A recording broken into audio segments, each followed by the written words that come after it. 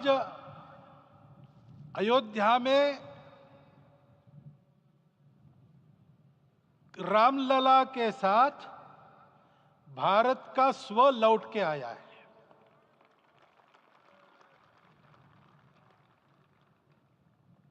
और संपूर्ण विश्व को त्रासदी से राहत देने वाला एक नया भारत खड़ा होके रहेगा, इसका प्रतीक आज का कार्यक्रम बन गया है।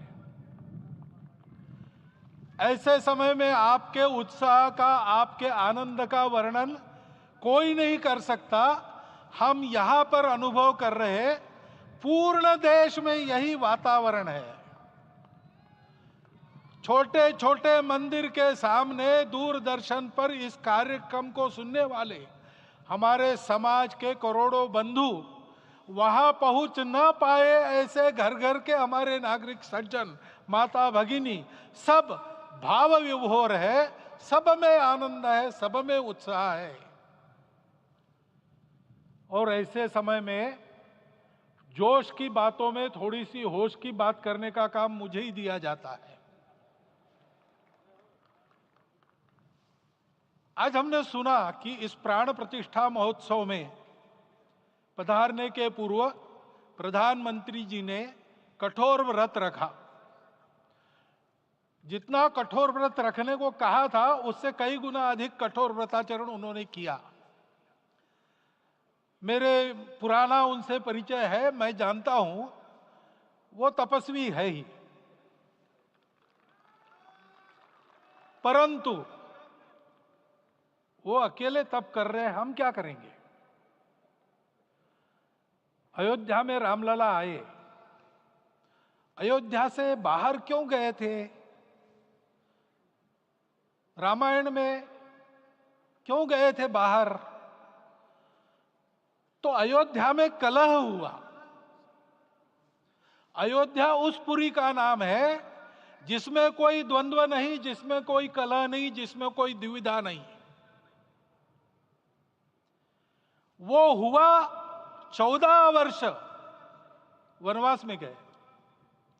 वो सब ठीक होने के बाद दुनिया के कलह को मिटा के वापिस आए। आज रामलला वापस फिर से आए हैं 500 साल के बाद। जिनके त्याग, तपस्या, प्रयासों से ये सोने का दिन आज हम देख रहे, सुवर्ण दिवस देख रहे, उनका स्मरण प्राण प्रतिष्ठा के संकल्प में हम लोगों ने कहा, आपने सुना होगा, स्मरण किया। उनकी तपस्या को, उनके त्याग को, उनके परिश्रम को शत बार, सहस्त्र बार, कोटि बार नमन है। रामलला के यहां इस युग में आज के दिन फिर वापस आने का इतिहास जो जो श्रवण करेगा वो राष्ट्र के लिए कर्म प्रवण होगा और उसके राष्ट्र का सब दुख दैन्य हरण होगा। ऐसे इस इतिहास का सामर्थ्य है। परंतु उसमें हमारे लिए कर्तव्य का आदेश भी है। प्रधानमंत्री जी ने तप किया, अब हमको भी तप करना है। राम राज्य आने वाला है, वो कैसा था? दैहिक दैविक भौतिक तापा, राम राज नहीं कहु व्यापा। सब नर करहि परस्पर प्रीति, चलहि स्वधर्म निरत श्रुति नीति। सब निर्दंभ धर्म रत पुनि, नर अरु नारी चतुर सब गुनी। सब गुणज्ञ पंडित सब ज्ञानी, सब कृतज्ञ नहीं कपट सयानी।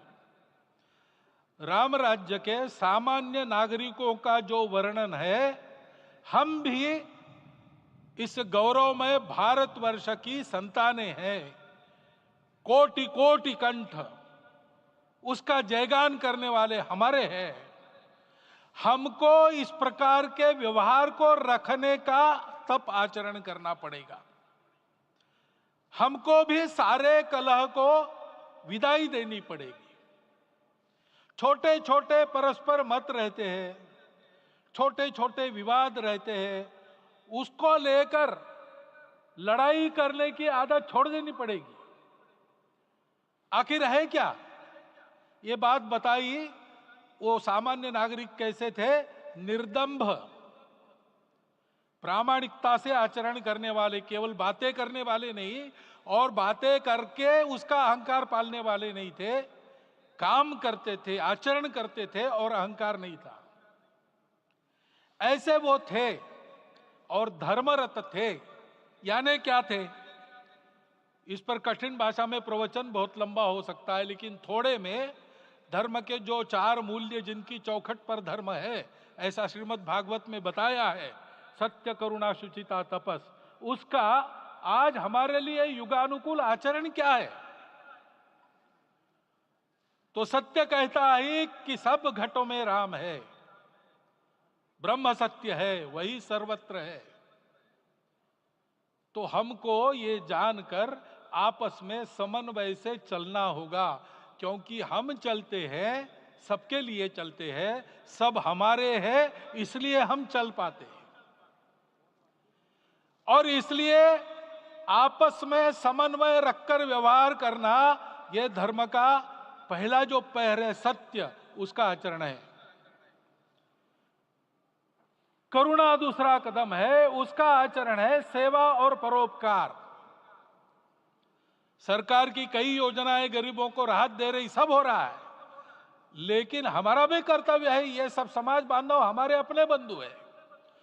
तो जहां हमको दुख दिखता है, पीड़ा दिखती है, वहां हम दौड़ जाए, सेवा करें, दोनों हाथों से कमाएं, अपने लिए न्यूनतम आवश्यक रखकर बाकी सारा वापस दे, सेवा और परोपकार के माध्यम से। यह करुणा का अर्थ आज है।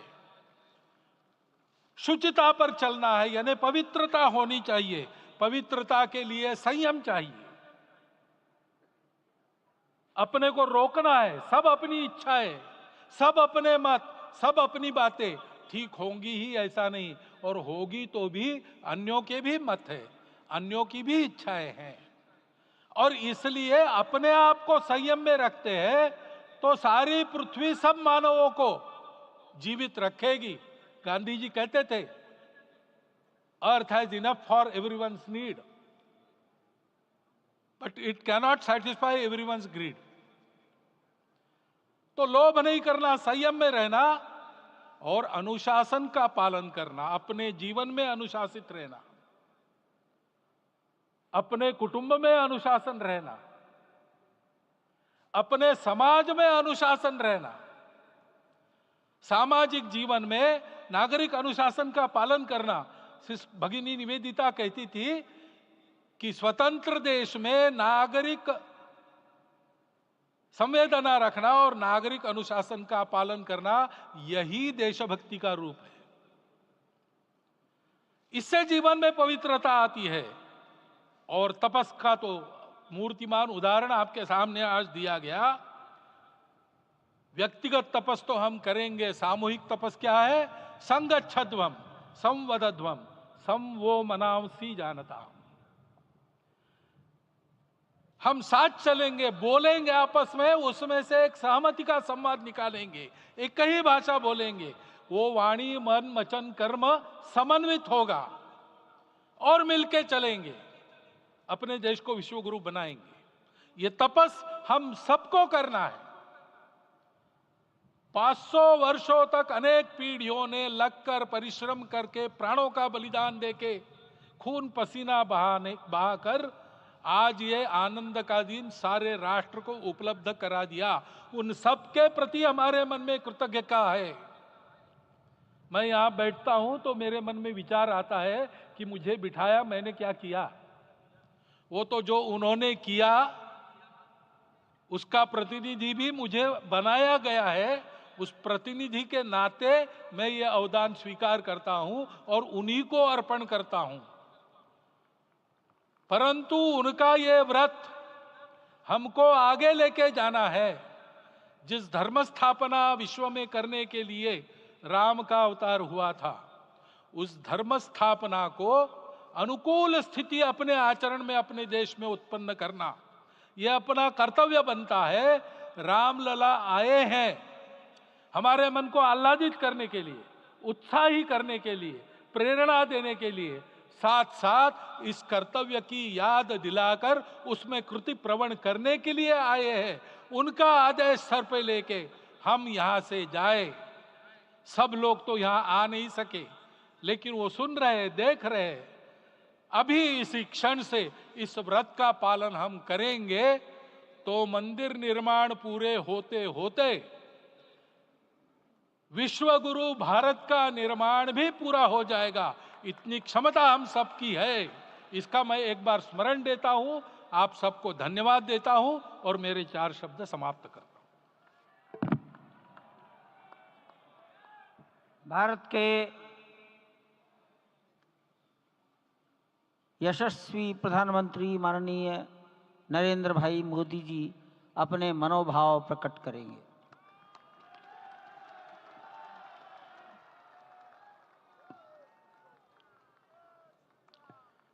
सियावर रामचंद्र की जय।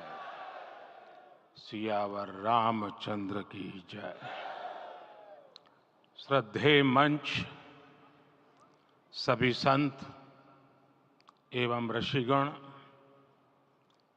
यहाँ उपस्थित और विश्व के कोने कोने में हम सबसे साथ जुड़े हुए सभी राम भक्त, आप सबको प्रणाम, आप सबको राम राम।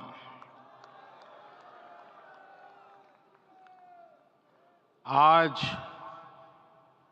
हमारे राम आ गए हैं।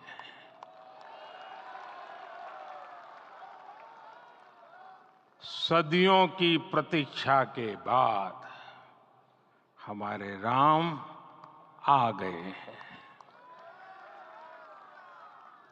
सदियों का अभूतपूर्व धैर्य, अनगिनत बलिदान,